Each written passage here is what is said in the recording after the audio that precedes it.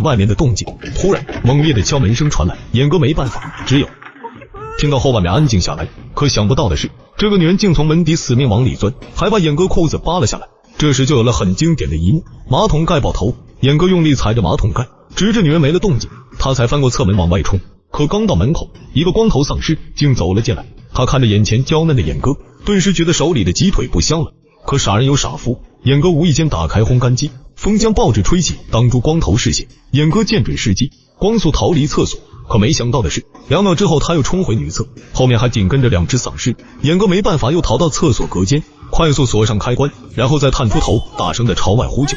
可吸引来的不是保安，而是一只恐怖的丧尸。眼看着丧尸越聚越多，演哥终于明白外面也沦陷。丧尸将手探进隔间，演哥立马手起牌落，留下4根手指，他用安全牌挡住门底。